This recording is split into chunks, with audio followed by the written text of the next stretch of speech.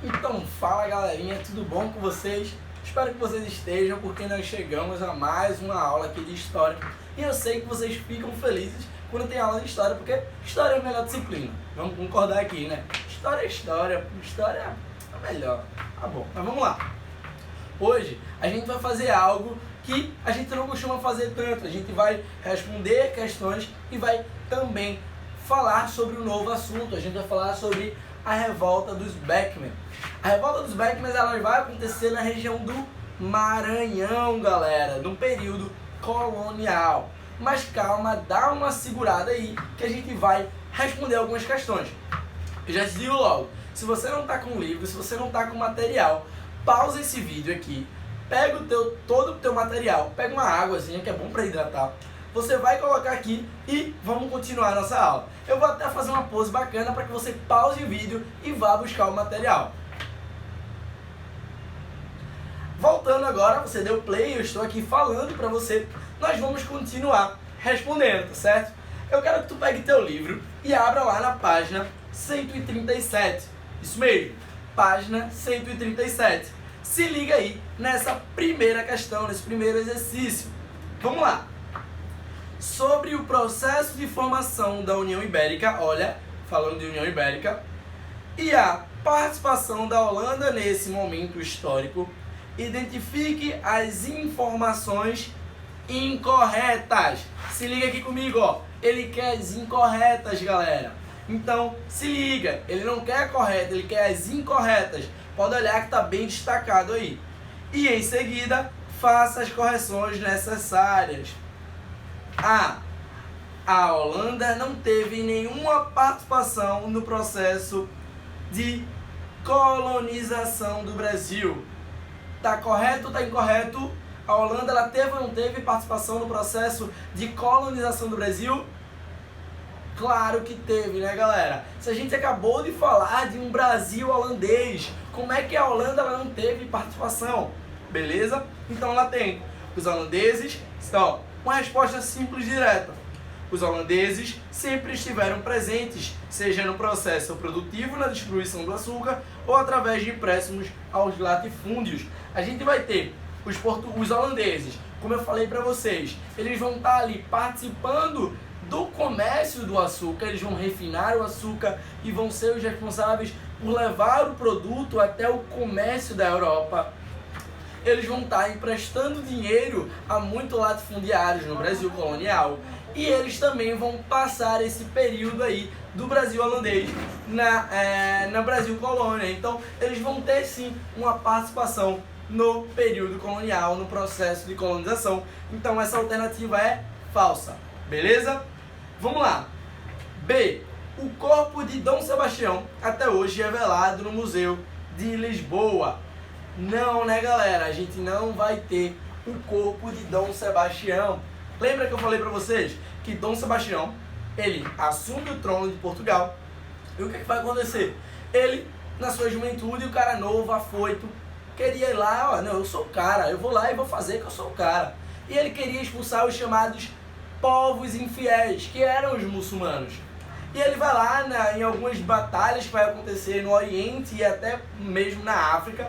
E em uma dessas batalhas ele vai sumir, ele vai evaporar. Ninguém sabe o que aconteceu com Dom Sebastião. Então, como é que o corpo dele está sendo velado até hoje? Não existe corpo, ele sumiu. Tem um mito de que Dom Sebastião teria sido arrebatado e que ele voltaria para retomar os dias de glória de Portugal. Apesar que esse mito ele existe até hoje, tá certo? Vamos seguir. Letra C. O sebastianismo é um movimento mítico surgido em Portugal, relacionando o desaparecimento de Dom Sebastião. Acabei de falar, não é? Então essa é verdadeira. Letra D. De 1580 a 1640 existiu a União Ibérica, a união de Portugal, Espanha e Brasil. Falso. Aí você, mas professor, a União Ibérica não foi de 80 a 40, não foi a união entre Portugal, Espanha e Brasil? Galera, Portugal e Espanha. O Brasil não era um país. Tranquilo? O Brasil só vai ser um país quando, professor? O Brasil só vai ser um país a partir de 1822. Independência do Brasil. Aqui a gente era o quê? Colônia. A gente pertencia a quem? Portugal, galera. Se liga nisso, beleza? O Brasil colonial não é um país. O Brasil colonial é uma colônia. Pertencente a quem? Portugal. E na União Ibérica? É a união de quem? Portugal e Espanha. Se o Brasil pertence a Portugal, então vai no mesmo bolo. Mas não é a união entre os três países. É a união de dois países. O Brasil é colônia, pertencimento, é um objeto de Portugal. Tranquilo? Letra E. Na época da União Ibérica, a Holanda pertencia à Espanha e era uma região marcada pelo desenvolvimento comercial. Verdadeiro, correto. A gente vai ter a Holanda sendo responsável por levar o nosso açúcar, enquanto colônia, para o comércio europeu. Tranquilo? E ela era de fato pertencente à Espanha e vai buscar uma independência posteriormente. Letra F. Em 1581, a Holanda tornou-se uma nação independente. Correto. Acabei de falar isso também. Questão de número 2. Isso mesmo. Manjo aqui no inglês, eu sou bilíngue. Vamos lá. Com o fracasso da ocupação de Salvador, em 1624, os holandeses decidiram invadir Pernambuco. Até aí tudo bem. Como foi o processo inicial de dominação holandesa nessa capitania? Galera, a gente vai ver que, primeiro momento, a Holanda ela vai se tornar independente, vai se tornar um país. Posteriormente, a gente vai ver que a Espanha não vai gostar. Quem era o rei da Espanha? Filipe II. Filipe II ele não vai gostar disso. E o que é que ele vai fazer? Também você não vai crescer, não. Embargos econômicos. Já que a Holanda era um país que tinha um comércio desenvolvido, com os embargos econômicos, o intuito de Filipe era fazer com que ela não se mantivesse e voltasse para as mãos da Espanha. Só o que vai acontecer? Dentro da Holanda vai surgir uma companhia disposta a enfrentar todos esses embargos econômicos. Como vai ser o nome dessa companhia? Companhia das Índias Ocidentais. E eles vão tentar enfrentar esses embargos, e o primeiro enfrentamento vai ocorrer lá em 1621, se eu não me engano, aonde eles vão vir para Salvador, para a capitania de Salvador, da Bahia, e eles vão tentar invadir o território baiano. Só o que vai acontecer? O que vai acontecer é que os colonos eles vão travar essa briga contra esses holandeses, que não tinham tantos equipamentos, que não estavam bem equipados. E o Filipe II também vai enviar homens para expulsar esses holandeses que vão tentar invadir o território baiano.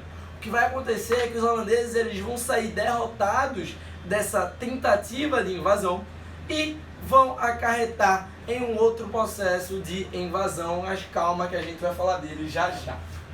Tranquilo? Vamos para a terceira. Criaram-se focos de resistência dos negros em Pernambuco. O maior foi o Arraial do Bom Jesus, cujo chefe era Matias de Albuquerque. Os brasileiros faziam uma guerra de guerrilha, minando forças inimigas. Quais as consequências negativas da dominação holandesa em Pernambuco? Ele está querendo os resultados negativos, as consequências negativas. Qual vai ser as consequências negativas da invasão holandesa a Pernambuco? Primeiro ponto, a gente vai ter o quê? A gente vai ter um confronto entre senhores de engenho versus os holandeses. Beleza? Esse é o primeiro ponto. Confronto de senhores de engenho com os holandeses. E isso vai acarretar na destruição dos engenhos. Com essa destruição dos engenhos, vai acarretar em fuga dos escravizados que vão para o Quilombo dos Palmares. Tranquilo? Essas aqui vão ser consequências básicas, mas a gente vai ter também, galera, aqui ó, destruição de Olinda, que até então era a capital da capitania de Pernambuco. Então a gente vai ter essas consequências também, beleza? A gente vai ter esse confronto de senhores de engenho holandeses, que vai acarretar na destruição desses engenhos, que vai acarretar na fuga de escravizados, que vai aumentar a quantidade de escravizados nos quilombos do Palmares. Então a gente vai ter essas consequências. A gente vai ter ó, a transferência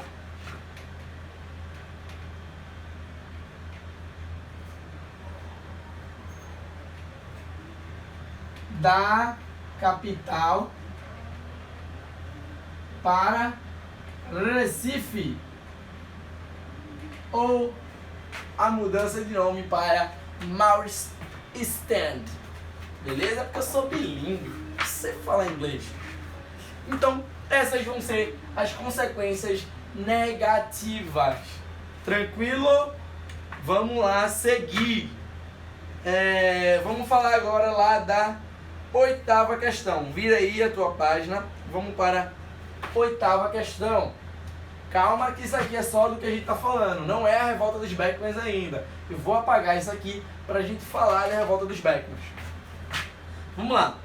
Em 1637 chegou a Pernambuco o conde Maurício de Nassau, enviado pelos holandeses, responsável por importantes mudanças na capitania.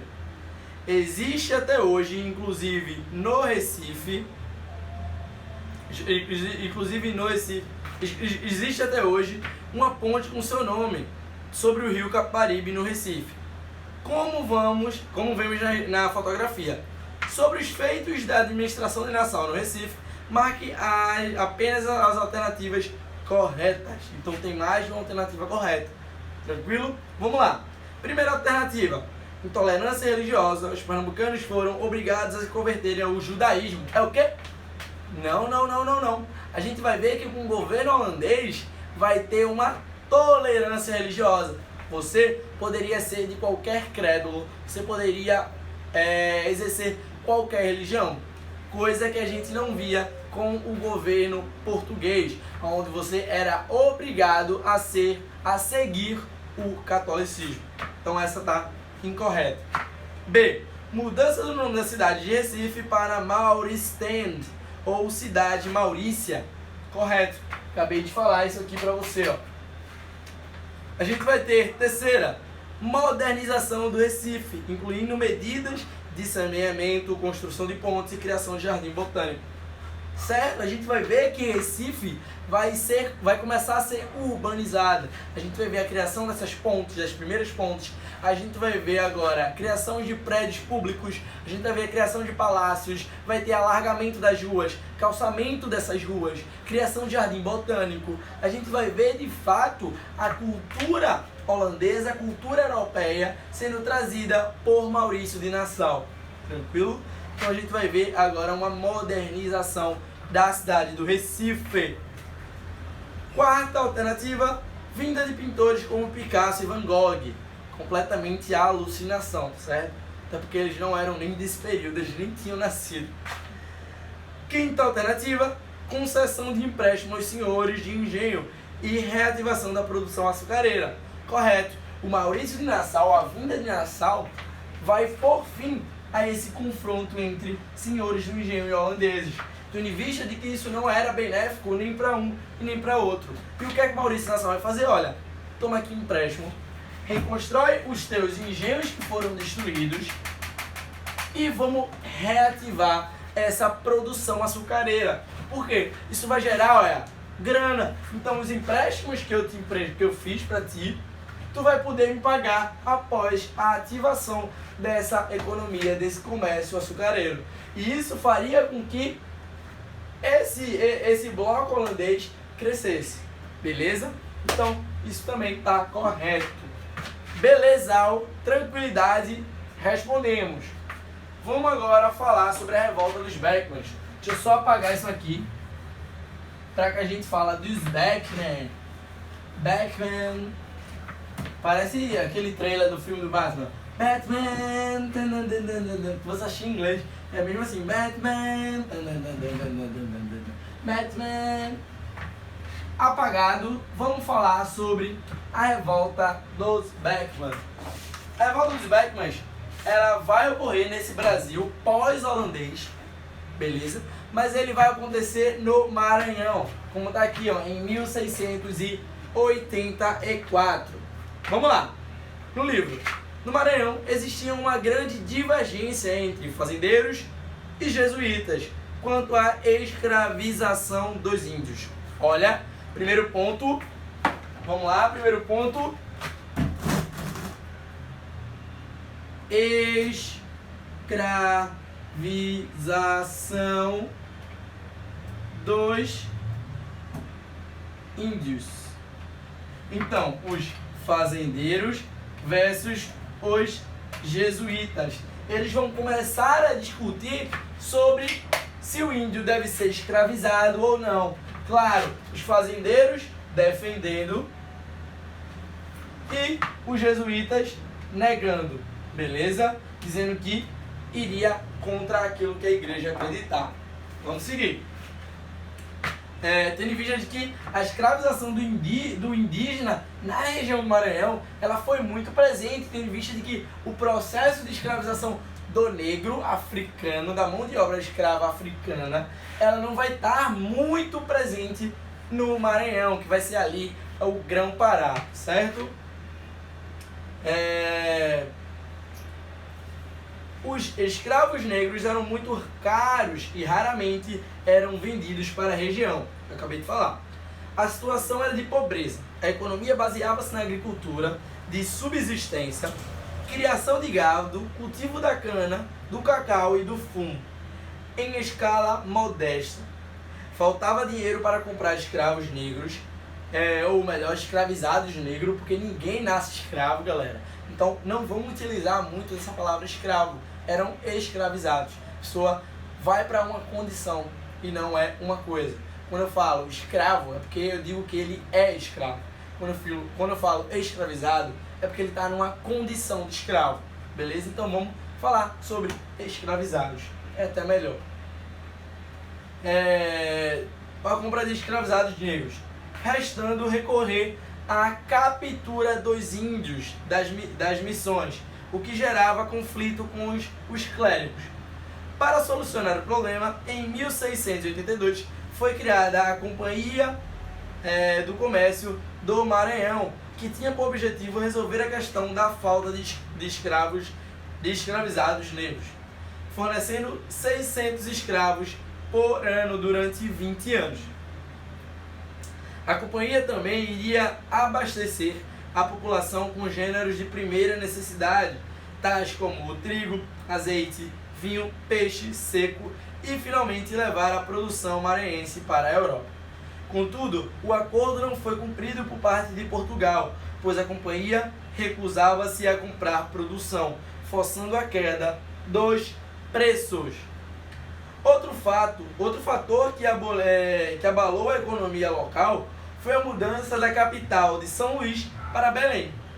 Jorge Sampaio e os irmãos Thomas e Manuel Beckman foram os líderes da revolta dos Beckman. Aderiram ao movimento os latifundiários, comerciantes, lusos brasileiros, mascates, padres, contraditórios ao privilégio da Companhia de Jesus. É importante observar que essa revolta não foi separatista. Se liga, vou te explicar que pode estar confuso para a tua cabeça. A gente vai ter uma região, que é a região do Maranhão, que não vai possuir um desenvolvimento na agricultura muito grande. Vai ser uma região de muita, mas de extrema pobreza. E o que é que vai rolar? Portugal vai dizer, olha, a gente vai criar uma companhia que vai produzir para vocês, que vai comprar a produção de vocês e também vai oferecer escravizados negros africanos para que vocês possam produzir. Dessa forma, a gente vai comprar e vai levar para a Europa. Só que vai acontecer, Portugal ele não vai cumprir com o combinado e isso vai tornar um clima de tensão. Outra coisa que vai ser o estopim para esse conflito, para a revolta, vai ser a mudança da capital de São Luís para Belém. Isso vai fazer com que os dois irmãos Beckman,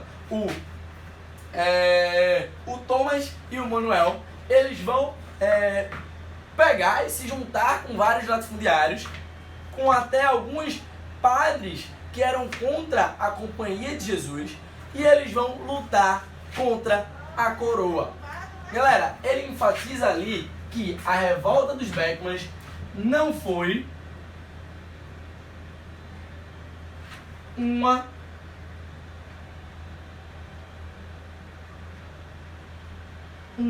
revolta separatista. O que é uma revolta separatista? Galera, uma revolta separatista seria uma revolta que visava separar, buscar uma independência da coroa portuguesa. Só o que vai acontecer? Aqui eles não vão buscar uma independência da coroa portuguesa. O que é que eles vão querer? Eles vão buscar apenas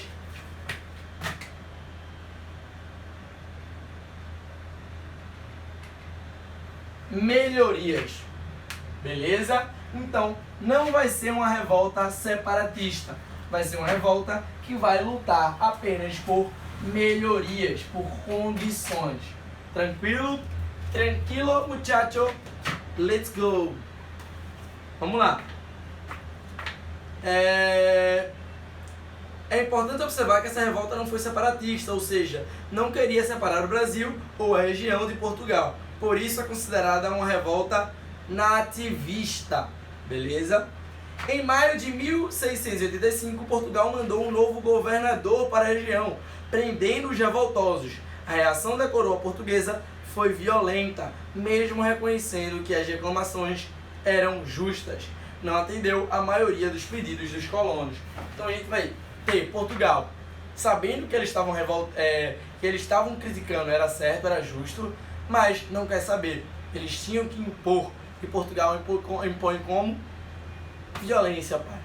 Beleza? Tem uma frase do Paulo Freire que quando a educação não é libertadora, o sonho do oprimido é se tornar opressor. Então, a gente pode associar tudo isso. O oprimido sempre vai ser opressor, se não tiver uma libertação. Beleza? Um forte beijo para vocês, um forte abraço e te encontro na próxima aula. Beleza? Tchau!